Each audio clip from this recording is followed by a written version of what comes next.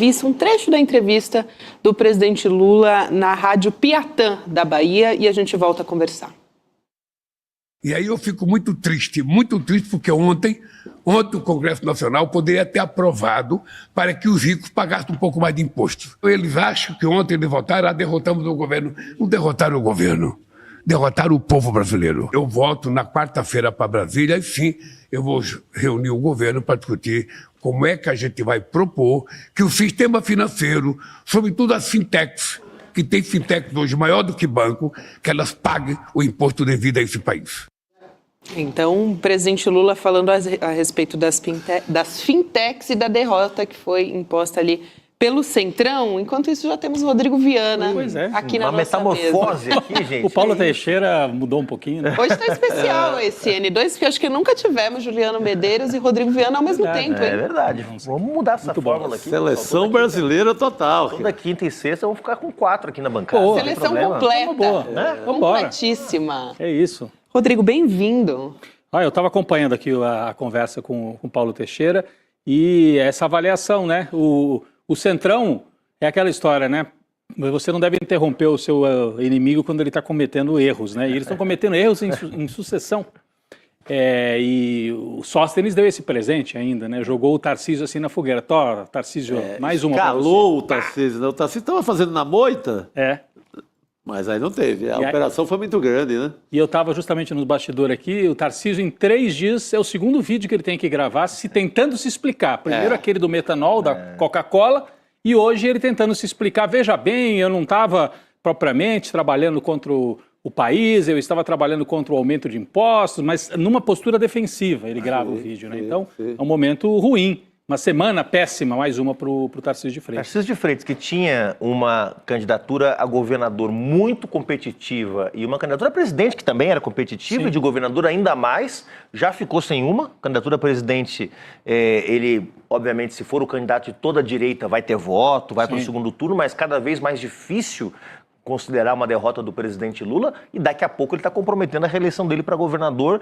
Tamanhos são os erros que ele tem cometido um atrás do outro. E isso que o Paulo Teixeira falou, que o ministro Paulo falou, é fundamental. O sujeito vai mais a Brasília para fazer deferências ao Bolsonaro, para atrapalhar o Brasil, atrapalhar o governo, do que vai a Ribeirão Preto, Santos, Campinas. Quando vai a Ribeirão Preto e Santos, não sei se ele vai de helicóptero, porque se ele for de carro, ele está pagando esse pedágio louco aí, pedágio que você nem vê o pedágio, né, é uma cobrança fantasma, né? Então, chileno, né, olha, isso aí pode complicar a vida, já complica dos paulistas, né, no interior. Só faz isso, é só espalhar pedágio em São Paulo inteira. E vender, né? Vender coisa, vender... Tem pedágio até em pista de motocross, sabe?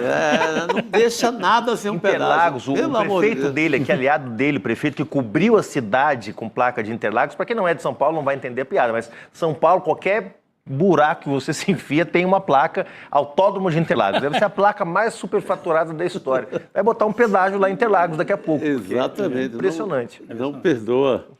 Agora, a gente estava falando de Tarcísio, sobre essa articulação toda, e aqui estou continuando na pauta a respeito da medida, né, que foi derrubada, que foi tema aqui da nossa conversa com o ministro Paulo Teixeira também.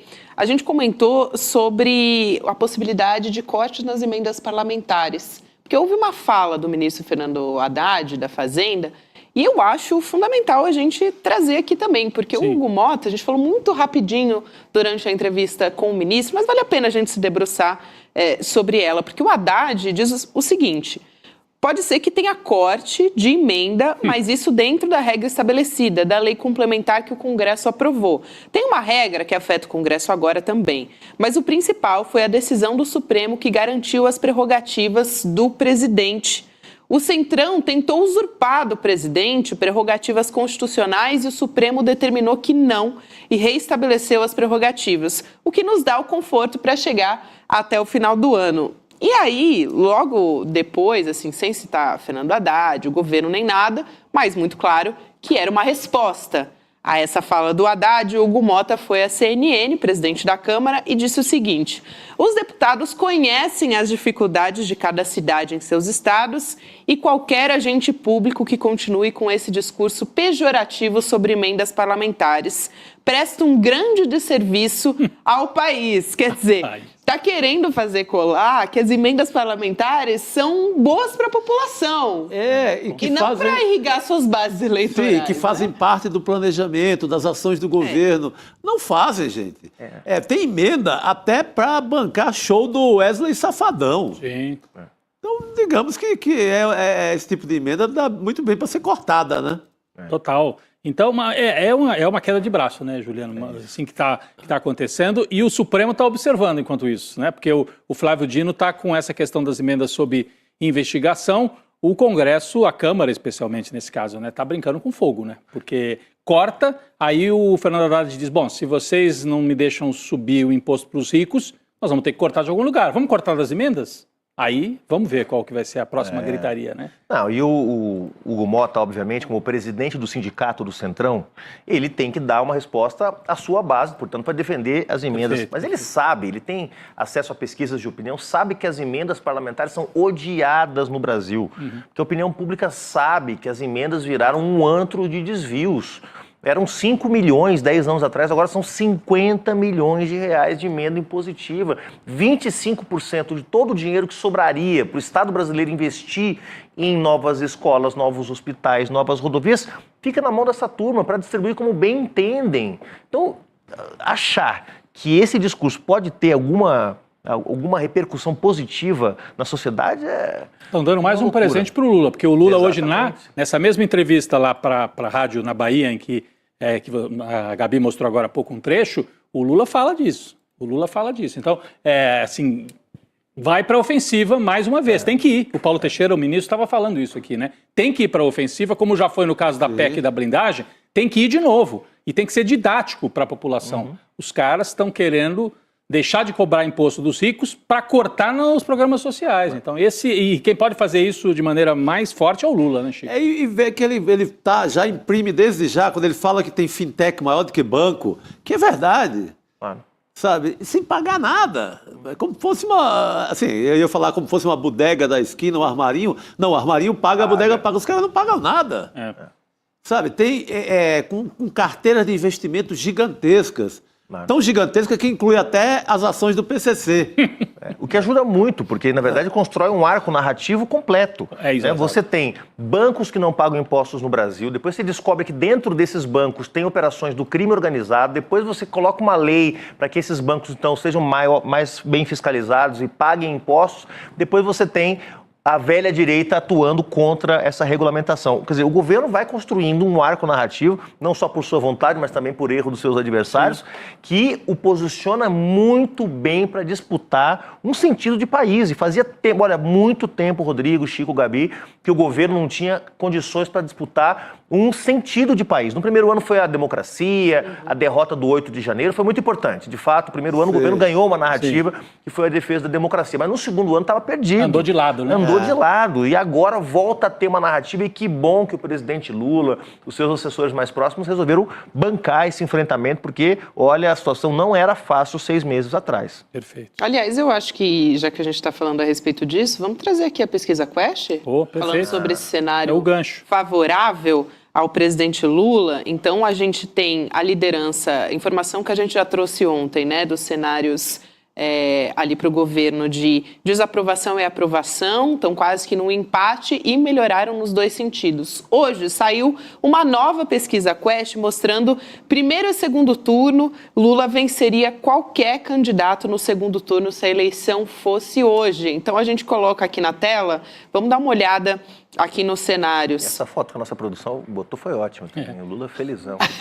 Então, para mostrar... Boa escolha. Trazer veracidade aqui Mas, Gabi, essa história. A gente traz aqui intenção de voto para presidente de Lula, comparando primeiro com Ciro Gomes. Então, para quem não está conseguindo nos acompanhar em vídeo, explicar aqui. Ele está com 41%, Ciro Gomes 32%. Então tem uma diferença...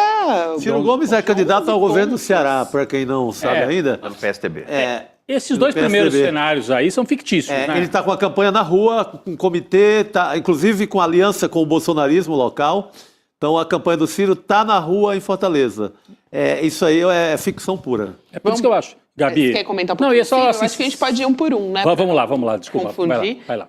E na sequência vem, a gente tem Jair Bolsonaro com uma diferença de 12 pontos. Também então, fictício. Lula não vai concorrer. É isso, tá inelegível. Lula 46, 10 pontos, perdão. E Jair Bolsonaro 36. Então aqui a gente acompanha Jair Bolsonaro com uma diferença de 10 pontos. 12, na verdade, é Tarcísio, gente. Eu já estava olhando para o cenário seguinte com o Tarcísio de Freitas, tanto com o Tarcísio e a Michelle, são 12 pontos.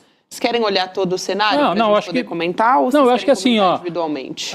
O resumo é esse. O Lula tem 12 pontos de vantagem sobre Tarcísio, 12 pontos sobre a Michelle. Quando vai para o Eduardo Bolsonaro, abre 15 pontos. Se o adversário for o Eduardo Bolsonaro, que é o cenário 8 daquela tabela ali, Lula 46, Eduardo Bolsonaro 31. O Eduardo Bolsonaro é o que vai pior se enfrentar o Lula e é o mais rejeitado. A hora que vai para as rejeições, o Eduardo Bolsonaro tem 68% de rejeição no Brasil. Ele A diferença do Zema e do Caiado também é a mesma, que a do Eduardo, mas a rejeição dele é maior. É maior. Mais conhecido, né?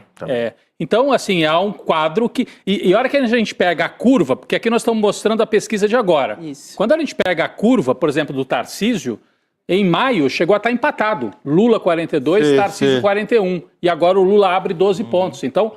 houve realmente, tanto o Lula melhorou, quanto o Tarcísio deu uma afundada. Aumentou a rejeição também. Aumentou a rejeição. E o Ratinho Júnior, que é o provável candidato na ausência do Tarcísio, tem uma diferença de 13 pontos, que também é importante, mas o Ratinho é menos conhecido também, se expõe menos, a gente falava sobre isso. Pode crescer mais, talvez, o Ratinho se tornar mais conhecido. A questão é que o Tarcísio vem caindo desde que ele começou a se expor. A verdade é que o único dado negativo das pesquisas dessa semana, que é negativo, relativamente negativo, porque não é sobre o governo, é uma pergunta que foi feita pela pesquisa Quest, se o brasileiro acha que o Brasil está no caminho certo. Aí o Brasil, leia-se, é a sociedade, é o governo, é o conjunto da obra. Segurança pública, sensação de segurança na rua. E há uma sensação ainda de que o Brasil não está no caminho certo, porque obviamente tem muita informalidade, muita insegurança na vida, não só em relação à segurança pública, mas ao emprego, à economia, né? Mas é o último indicador que sobrou. Todos os outros indicadores o governo melhorou, o presidente Lula ou reverteu, ou já tem índices mais positivos do que negativos, ou está caminhando para isso. Empate técnico na aprovação e na desaprovação. E quando você coloca o bom, o ótimo e o regular, o bom, o regular e o ruim, regular e bom já está batendo quase 70%. Já é muito alto, né? É muito alto. Ou seja, ficou um núcleo de 30%, que é o 30% que a gente sabe que sempre votou contra a esquerda, sempre votou contra o presidente Lula. Essa reserva aí vai ser mantida, não vai ser ter mantida. jeito. Então, isolou mesmo essa posição negativa. Os 30%, desculpa, Gabi, que é o que aparece justamente nesses números que você trouxe aí, né? Cerca de 30% vão com qualquer candidato que seja o adversário de Lula. Mas diga, Gabi. Não, eu ia colocar a rejeição do Tarcísio na tela, porque você comentou, Rodrigo, a gente estava falando a respeito disso, 41% dos eleitores rejeitam o Tarcísio e a gente pode colocar aqui na tela também como o Tarcísio de Freitas, ele teve uma queda, né? Aliás, a rejeição dele subiu, a queda nesse sentido é a da popularidade dele, né? A rejeição cresceu 9 pontos percentuais de janeiro para cá, é o que a gente vê aqui na nossa tela. É bastante. 41%. 41%. Ele ainda assim, tem 33 que não conhecem, que é aquele meio do caminho que está em cinza ali na tabela, mas 41% para quem não é tão conhecido fora de São Paulo, eu acho que é um índice já alto. Você pode dizer, mas o Lula tem 51% de rejeição, só que o Lula é conhecido por todo mundo. É o brasileiro mais conhecido. Esses 33%, Rodrigo, eles, em geral, se distribuem... Metade para lá. Metade para cá. Então, na verdade, se você tirar os que não conhecem, o Tarcísio tem 60% de rejeição. Tá que nem o Bolsonaro. Tá que nem o Bolsonaro, quer dizer, então vai consolidando também uma sensação de rejeição que é um pouco ao Tarcísio, mas que é sobretudo ao bolsonarismo. Na medida que o Tarcísio continua associado ao bolsonarismo, a rejeição dele continua lá em cima. E todo mundo que já fez campanha na vida, trabalhou com pesquisa, como é o meu caso, sabe que tem um número mágico, que é o número dos 45% de rejeição. Chegou nos 45% de rejeição, começa a ficar difícil, muito difícil ganhar uma eleição, e com isso, claro, os aliados começam a ir embora, os financiadores começam a sumir, aí é uma espiral negativa que qualquer candidato entra. Perfeito.